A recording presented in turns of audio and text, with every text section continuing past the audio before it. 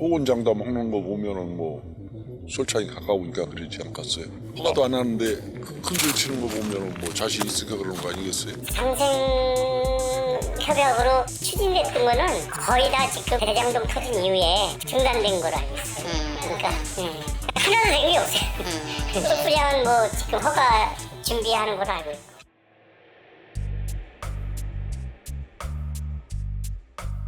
쌍방울그룹이 경기 포천시에 추진 중인 골프장 건설 사업이 환경 파괴 등을 우려하는 반대 여론에도 불구하고 강행 중이어서 논란입니다.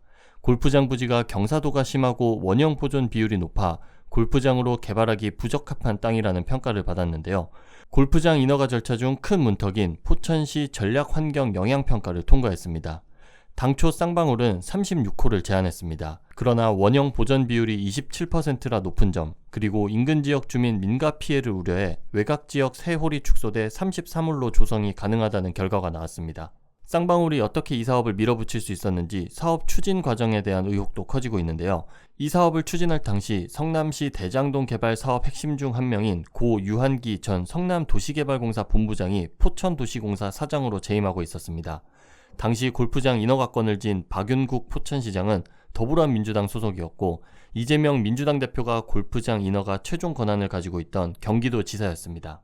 지역 주민과 시민단체를 중심으로 천주산에 골프장을 짓는 건 무리수라는 지적이 나옵니다.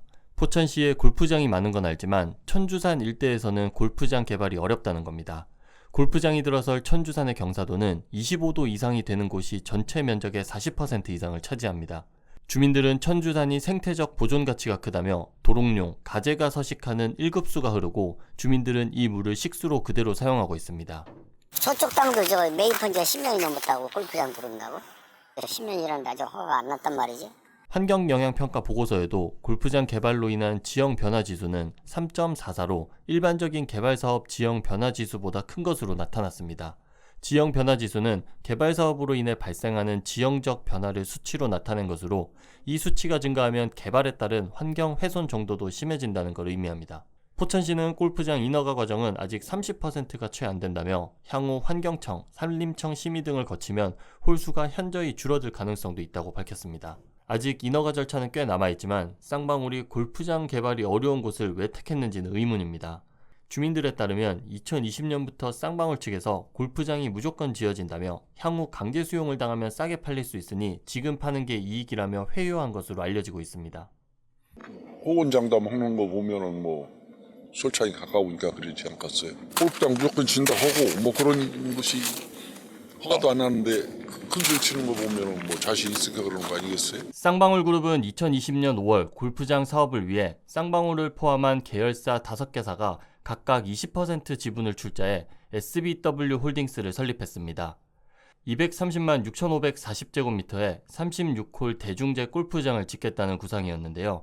화연면 주민들에 따르면 3.3제곱미터당 6만원 안팎의 값을 쳐서 매입이 이뤄진 것으로 알려졌습니다.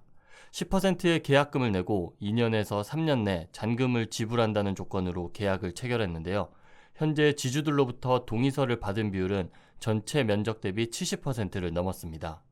일각에서는 쌍방울그룹이 포천시에 수십억 원 상당의 금품을 기증했는데 골프장 인허가를 받기 위한 대가성이 짙다는 지적이 나옵니다.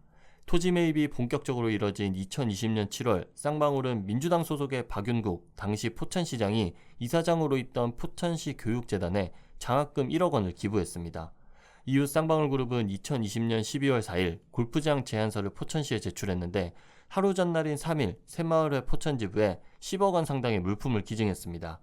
골프장 인허가권이 걸려있는 상황에서 기부나 기증 형태로 거액이 오간 게 적절하다고 할 수는 없을 것입니다. 이 무렵 포천시와 쌍방울이 맺은 업무 협약도 논란입니다. 포천시와 쌍방울은 2020년 8월 K가축방역사업과 섬유산업 스마트 팩토리 구축 사업 등에 대해 상호 협력한다는 내용을 발표했습니다.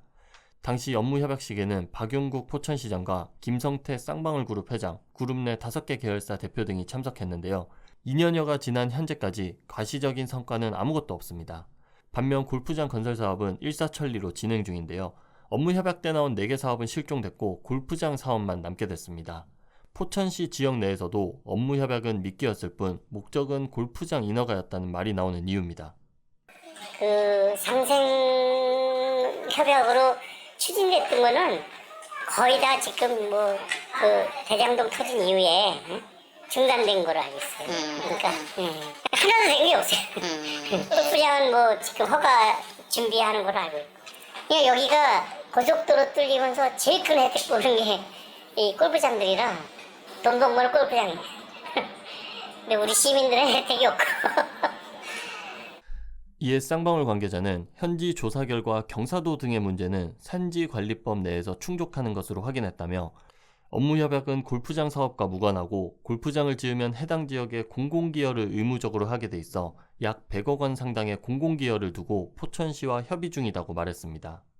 쌍방울그룹은 실소유주인 김성태 전 회장이 외국 환거래법 위반, 배임 횡령, 정치자금법 위반 등의 혐의로 구속되고 그룹 임원진의 수백억 원대 횡령 의혹으로 검찰 수사를 받고 있는 상황에서 그야말로 또 다른 악재를 맞게 된 셈입니다.